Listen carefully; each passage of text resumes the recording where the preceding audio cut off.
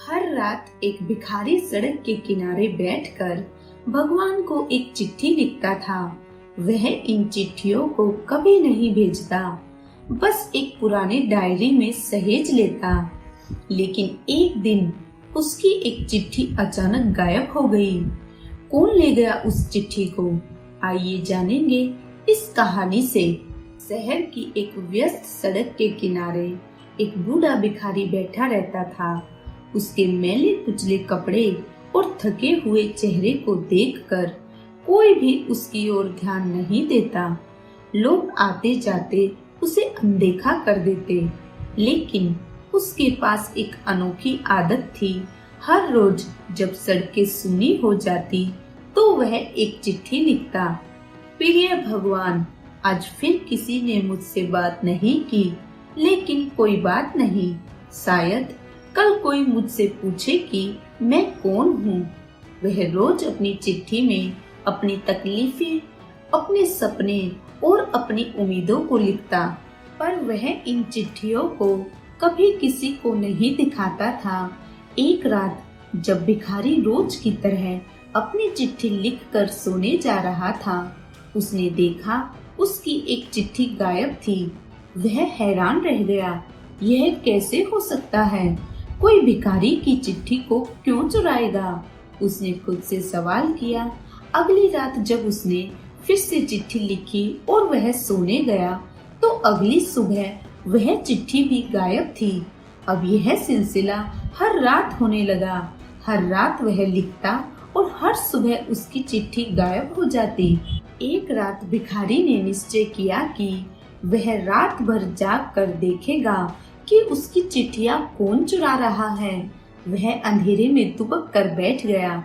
आधी रात को जब पूरा शहर सो रहा था, उसने देखा कि एक छोटी सी बच्ची उसकी चिट्ठी निकाल रही थी। भिखारी चौंक गया और उसने धीरे से पूछा, बेटी, तुम ये चिट्ठियां क्यों निकाल रही हो? बच्ची घबरा गई और जवाब दिया, क्योंकि मैं ये चिट्ठियां भगवान तक पहुंचाना चाहती हूँ। भिखारी की आंखें भर आई। बच्ची ने मासूमियत से कहा, मुझे नहीं पता भगवान कहाँ रहते हैं, लेकिन मेरे पापा कहते हैं अगर किसी को मदद की जरूरत हो तो भगवान हमेशा उसकी मदद भेजते हैं। शायद अगर मैं आपकी चिट्ठियाँ भगवान तक पहुँचा दूँ तो वह आपकी मदद भेज देंगे।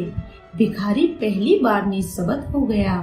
अगली सुबह वह बच्ची फिर से आई, लेकिन इस बार वह अकेली नहीं थी। उसके साथ एक अमीर आदमी था, उसका पिता। आदमी ने भिखारी से पूछा, क्या आप ही वो शख्स है जो रोज भगवान को चिट्ठी लिखते हैं? भिखारी ने सिर हिलाया। आदमी ने एक पुरानी चिट्ठी निकाली और कहा, कल मेरी बेटी ने मुझे आपकी लिखी हुई ये चिट्ठी दी। जब मैंने इसे पढ़ा तो मेरी आंखों में आंसू आ गए। क्या आप जानते हो आप कितना अच्छा लिखते हो? भिखारी ने कोई जवाब नहीं दिया। आदमी आगे बोला, मैं एक अखबार का मालिक हूँ। अगर आप चाहे तो मैं आपकी कहानियाँ छाप सकता हूँ। दुनिया को आपकी चिट्ठियाँ पढ़नी चाहिए। भिखारी चौंक गया।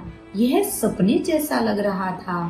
कुछ महीनों बाद वही भिखारी जो कभी सड़क पर बैठा भीख मांगता था, अब एक लोकप्रिय लेखक बन चुका था। उसकी चिट्ठियां अब अखबारों और किताबों में छपती थी, लेकिन उसने अपनी आदत नहीं छोड़ी।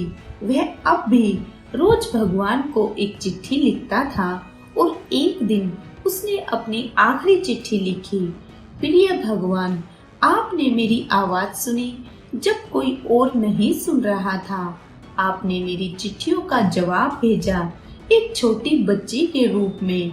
अब मेरी कहानी सुनी जा रही है। अब मेरी चिट्ठियां भी किसी और के लिए उम्मीदें बनेगी। इस कहानी से हमें सीख मिलती है कि हर किसी की कहानी मायने रखती है। कभी भी अपनी उम्मीद मत छोड़ो। भगवान हमेशा किसी न किसी को तुम्हारी मदद के लिए जरूर भेजता है।